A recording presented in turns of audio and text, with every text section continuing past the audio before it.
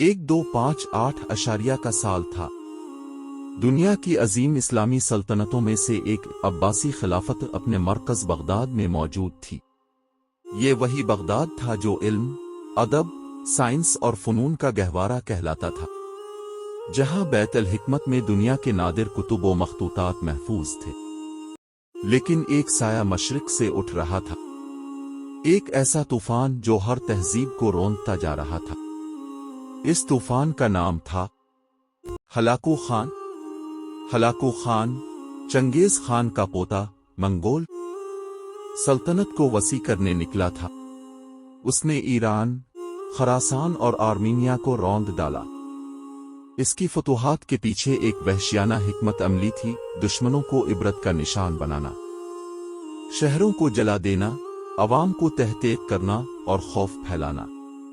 Hulagu का एक ही पैगाम था, सर झुकाओ या फना हो जा। अब्बासी खलीफा अल-मुस्तिस्म एक कमजोर और गैर सियासी हुक्मरान साबित हुआ।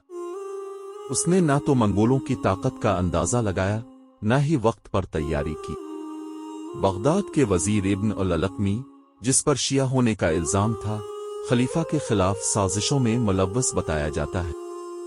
कुछ मौर्रिखीन के मुताबिक इब्न अल-लकमी ने हलाकू से खुफिया रवाबित कायम किए ताकि खिलाफत का खात्मा हो और एक नई हुकूमत कायम की जाए। हलाकू ने बगदाद को खत लिखा, सर तस्लीम खम करो वरना शहर को नीस्तो नाबूद कर दिया जाएगा। खलीफा ने न झुकने का फैसला किया और न ही मुकम्मल जंगी तैयारी की। जब हलाकू बगदाद पहुंचा तो उसके साथ 1 लाख से ज्यादा मंगोल सिपाही थे। खलीफा की फौजें मुकाबला न कर सकीं और जल्द ही शहर का मुहासरा हो गया। 10 फरवरी 1258 को मंगोल बगदाद में दाखिल हुए और फिर तबाही का ऐसा बाजार गर्म हुआ जिसकी मिसाल तारीख में कम ही मिलती है। लाखों लोग कत्ल किए गए, औरतों की बेहुरमती की गई, बच्चों को नेज़ों पर उछाला गया, मसाजिद, मदारिस और कुतुब खाने जला दिए गए। बैत अल हिकमत के नायाब कुतुब दरियाए दजला में फेंक दी गईं। कहा जाता है दरियाए दजला का पानी कई दिनों तक सिया रहा क्योंकि इसमें लाखों किताबों की सियाही घुल चुकी थी। खलीफा मुस्तिस्म को गिरफ्तार करके हलाकू के सामने लाया गया। मंगोल रवायत के मुताबिक खून बहाना बादशाहों के लिए बुरा शगुन था, इसलिए खलीफा को कालीन में लपेटकर घोड़ों के पांव तले कुचल दिया गया। बगदाद की तबाही सिर्फ एक शहर की शिकस्त नहीं थी, बल्कि इस्लामी तहजीब के सुनहरी दौर का इख्तिताम था। साइंस, तिब, फलकियात और फलसफे के मराकज़ मिट गए, इल्म के चिराग गिल हो गए, मुसलमानों के दिलों में सदमा और शर्मिंदगी नक्श हो गई।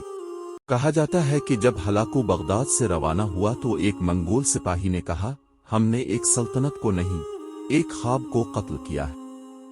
तारीख ने यह सबक दिया, जब कौमें अपने उलमा, दानिश्वरों और क़ियादत को कमजोर कर दें तो दुश्मन बाहर से नहीं, अंदर से हमला आवर होता है। आज भी अगर हम तारीख से सबक न सीखें, इल्म को तर्क करें और इत्तेहाद को फरामोश करें तो एक नया हलाकू किसी और रूप में वापस आ सकता है। वीडियो को लाइक करें, शेयर करें, कमेंट करें, चैनल को सब्सक्राइब करें।